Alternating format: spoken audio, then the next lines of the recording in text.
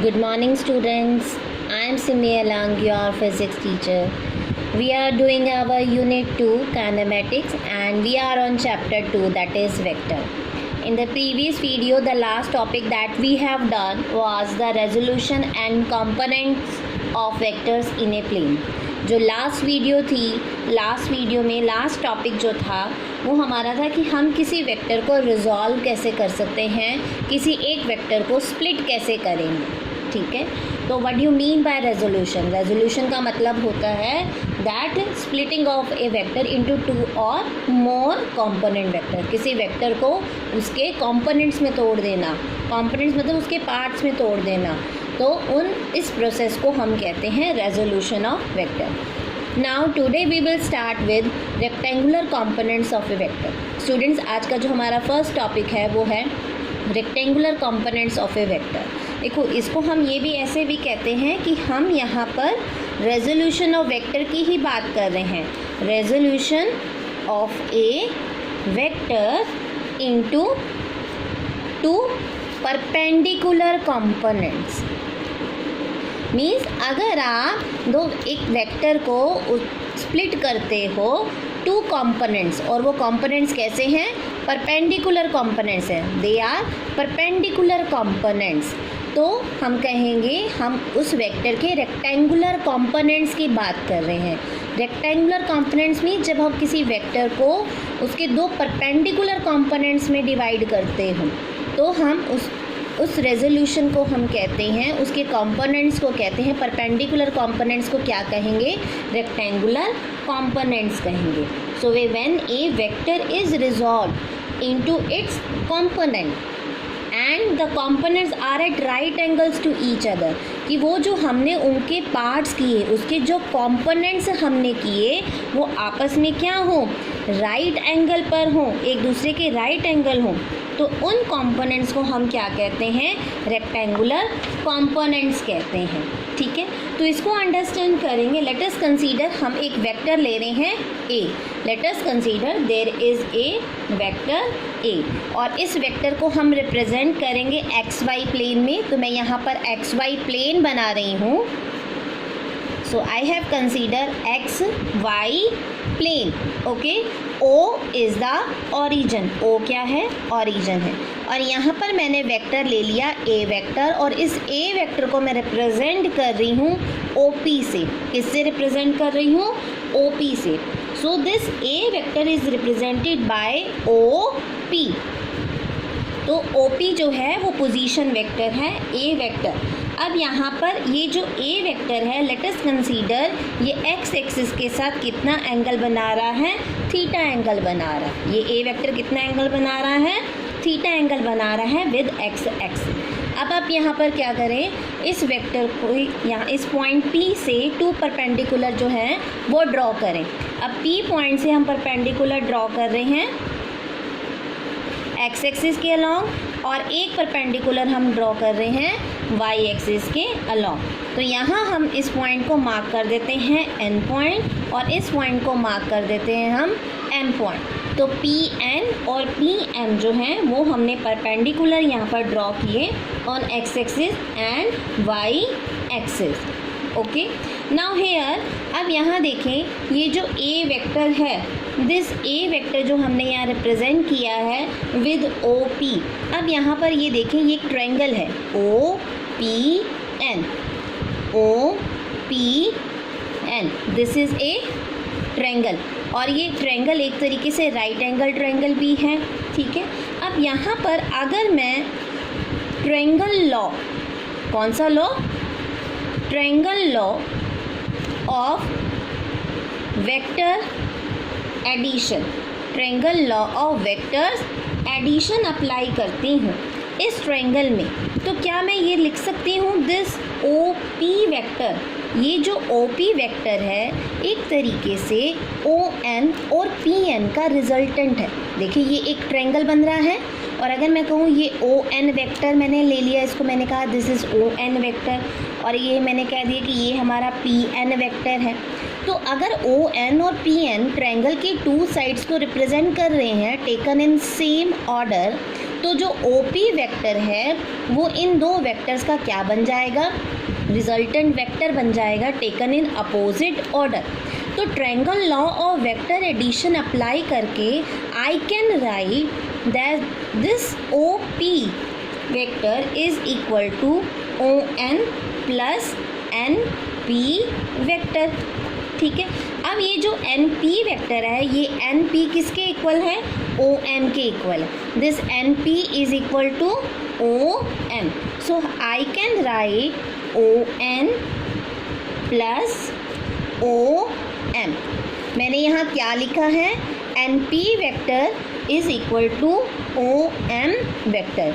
ये जो NP vector है वो किसके इक्वल है, OM वेक्टर के इक्वल है। तो मेरे पास ये इक्वेशन बन गई। मैंने कौन सा लॉ यूज़ किया students, triangle law of vector addition को अप्लाई किया और मैंने इस फिगर से ये लिख दिया कि ये OP जो है ON प्लस OM के इक्वल है। ठीक है, अब अगर मैं कहूँ मैं इस ON को रिप्रेजेंट कर रही हूँ AX से। ठीक है, मैंने ON को रिप्रेजेंट कर दिया AX से और OM को रिप्रेजेंट कर दिया AY से, क्योंकि ये एक तरीके से ये A का ही एक तरह हम कंपोनेंट बनाएंगे इसको। ये X एक्सिस के लॉन्ग है इसलिए यहाँ लिख दिया AX, ये Y एक्सिस के लॉन्ग है तो इसलिए हमने यहाँ लिख दिया AY। ओके, तो अब यहाँ देखें OP जो वेक्टर था वो क्या था, वो था A वेक्टर। तो दैट मीन्स OP की जगह क्या लिखूँगी मैं यहाँ पर, आई विल राइट A वेक्टर। और ON की जगह क्या लिखेंगे, अभी मैंने बताया ON को कैसे रिप्रेजेंट करना है, AX से। तो that means I will right AX vector. और OM जो है वो मैंने कैसे रिप्रेजेंट किया, AY से। So I will write here AY vector. So this vector A is equal to AX vector plus AY vector. अब स्टूडेंट्स यहाँ पर ये जो AX एंड AY जो हैं ये क्या हैं, ये AX एंड AY जो हैं यही हमारे रेक्टेंगुलर कंपोनेंट्स हैं। These are rectangular components of A vector के रेक्टेंगुलर कंपोनेंट्स हैं। ठीक है, ये वेक्टर A है। A को हमने स्प्लिट कर दिया टू कंपोनेंट्स में, AX एंड AY। और ये आपस में कैसे हैं, AX एंड AY आपस में कैसे हैं, परपेंडिकुलर डायरेक्शन में है, राइट एंगल डायरेक्शन में है। तो इसलिए AX एंड AY जो हैं वो क्या हैं, रेक्टेंगुलर कंपोनेंट्स हो गए किसके, A वेक्टर के। ठीक है, तो यहाँ तक तो हमें पता लग गया कि AX और AY रेक्टेंगुलर कंपोनेंट्स आ गए। अब इसको हम और फॉर्म में भी लिख सकते हैं, कैसे, यूनिट वेक्टर्स की फॉर्म में लिखेंगे। एज वी नो, मैंने आपको पहले बताया था कि मैंने 3 वेक्टर्स के बारे में डिस्कस किया था, I cap, J cap and K cap. और मैंने कहा था ये I cap, J cap, K cap ये क्या हैं, ये यूनिट वेक्टर्स होते हैं। क्या होते हैं, यूनिट वेक्टर्स होते हैं। तो स्टूडेंट्स अगर आपको यूनिट वेक्टर्स के बारे में नहीं पता कि all I have recorded that video also, आप उस वीडियो को अगेन वॉच कर लें कि यूनिट वेक्टर्स क्या हैं। तो यहाँ पर I cap, J cap and K cap जो हैं वो यूनिट वेक्टर्स हैं। और ये कौन सी डायरेक्शन में होते हैं, I होता है अलॉन्ग X एक्सिस, J होता है अलॉन्ग Y एक्सिस और K होता है अलॉन्ग Z एक्सिस। ठीक है, रिस्पेक्टिवली। तो यहाँ पर I कैप, J कैप और K कैप जो हैं वो यूनिट वेक्टर्स हैं। ठीक है, अगर हम जनरली रिवाइज करते हैं किसी भी वेक्टर को हम कैसे लिखते हैं, मैंने आपको इक्वेशन पहले बताई थी, A वेक्टर है, इसको कैसे लिखेंगे, उसका मैग्नीट्यूड और उसका यूनिट वेक्टर। ये इक्वेशन हमने पहले की हुई है। दिस A वेक्टर को हमने कैसे लिखा, उसका मैग्नीट्यूड और साथ में उसका यूनिट वेक्टर। ठीक है, सिमिलरली अगर मुझे यहाँ पर लिखना है, मुझे लिखना है AX वेक्टर को, किसको लिखना है, AX वेक्टर को लिखना है। AX वेक्टर को मैंने लिखना है तो मैं कैसे लिखूँगी, उसका मैग्नीट्यूड और उसका यूनिट वेक्टर। AX वेक्टर का मैग्नीट्यूड लिखना है तो क्या लिख दूँ मैं, यहाँ पर एरो हटा देती हूँ।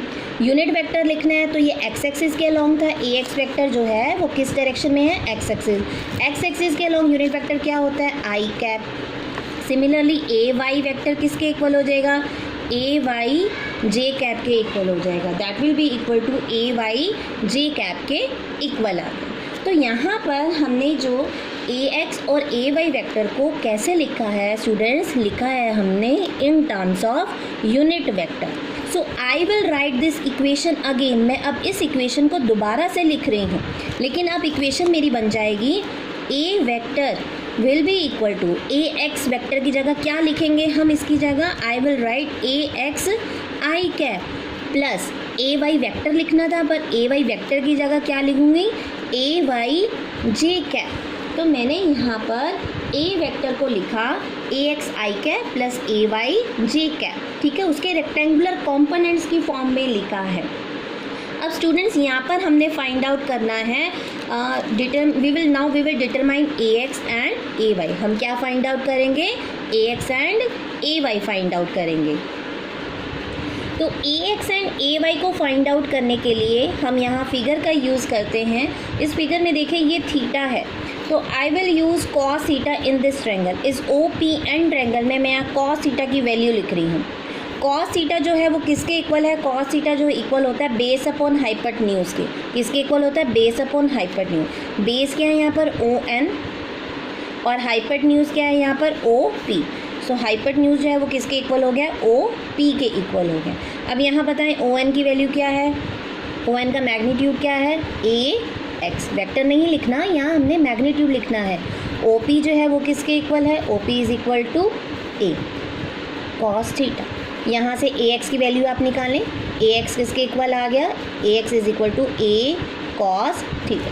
तो ए एक्स हमने फाइंड आउट कर लिया which is equal to A cos theta. Similarly अब हम फाइंड आउट करेंगे ए वाई के लिए।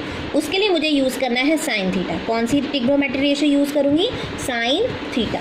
साइन थीटा का फॉर्मूला क्या होता है, परपेंडिकुलर अपॉन हाइपोटेन्यूज। परपेंडिकुलर क्या है यहाँ पर, पी एन। हाइपोटेन्यूज क्या है यहाँ पर, ओ पी, ठीक है। और पी एन की वैल्यू क्या है स्टूडेंट्स यहाँ पर, पी एन। ये पी एन किसके इक्वल है, ओ एम के इक्वल है, और ओ एम किसके इक्वल है, ए वाई के इक्वल है। तो यहाँ क्या लिखूँगी, ए वाई। और ओ पी किसके इक्वल है, ए के इक्वल है, आई विल राइट ए। और यहाँ पर साइन थीटा, तो यहाँ पर ए वाई की वैल्यू आ जाएगी ए साइन थीटा। तो हमने यहाँ पर अभी निकाले ए एक्स और ए एक्स की वैल्यू हमने निकाल ली, ठीक है। अब यहाँ पर इस इक्वेशन को अगर हम सॉल्व करते हैं, आप इस इक्वेशन को लो, फर्स्ट इक्वेशन को लो और आप सेकेंड इक्वेशन को लो।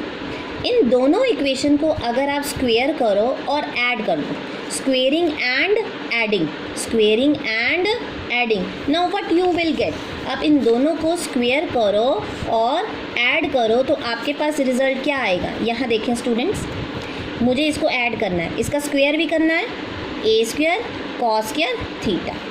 इसका भी स्क्वेयर करना है और दोनों को ऐड करना है। मैं ऐड कर रही हूँ ए स्क्वेयर। तो स्टूडेंट्स हम इनको स्क्वेयरिंग एंड एडिंग कर रहे हैं, A square cos square theta plus A square sine square theta equal to, इसका स्क्वेयर करना है A X square plus A Y square. क्या कर रहे हैं यहाँ पर, A X square plus A Y square. इन दो इक्वेशन का स्क्वेयर किया और हमने ऐड किया। यहाँ पर ए स्क्वेयर कॉमन, क्या आ गया हमारे पास, cos square theta plus sine square theta is equal to A X square plus A Y square.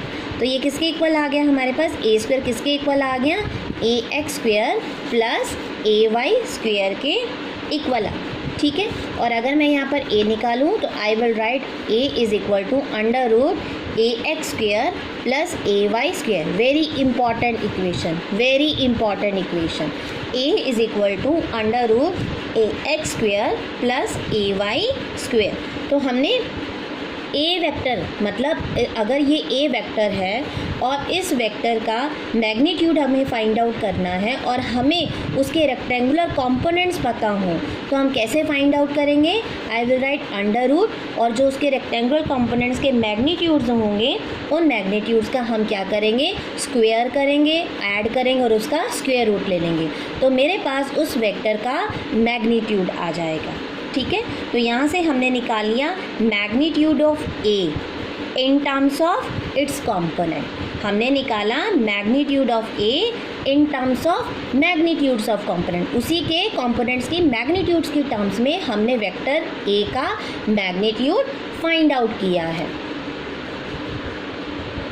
Now we will find out this angle theta. अब हमने क्या फाइंड आउट करना है, इस थीटा एंगल को हमने फाइंड आउट करना है. थीटा एंगल फाइंड आउट करने के लिए मैं ट्रिग्नोमेट्रिक रेशो यूज़ करी हूँ टेंजेंट थीटा. कौन सी रेशो, टेंजेंट थीटा.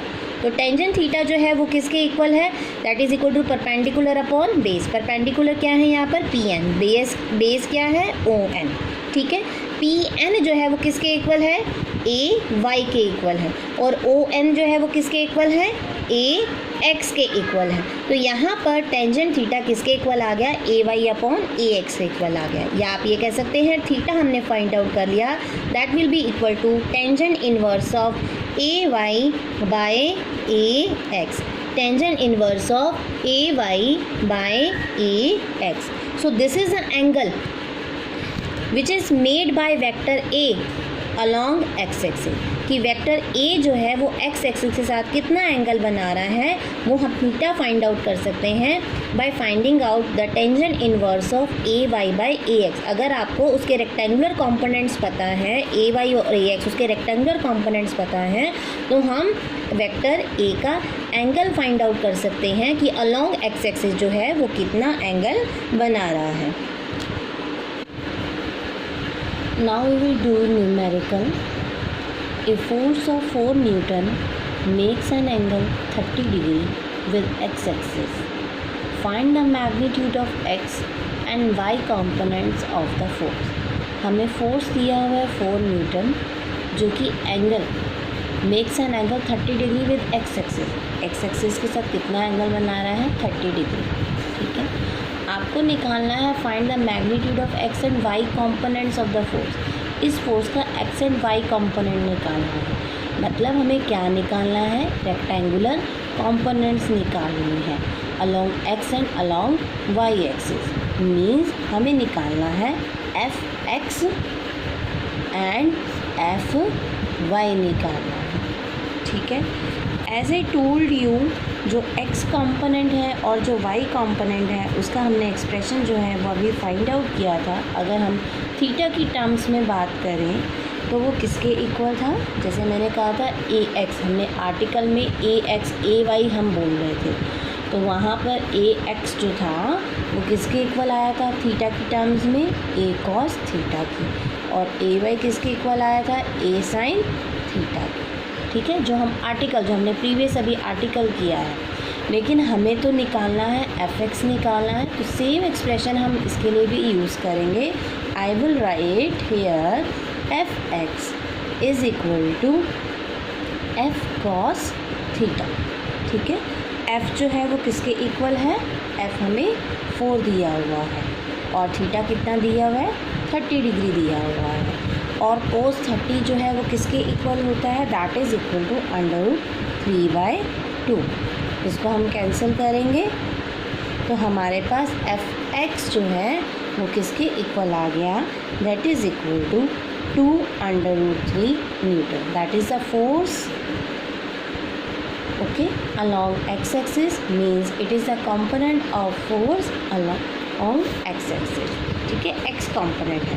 सिमिलरली हम निकालेंगे F Y, that is equal to F sine theta.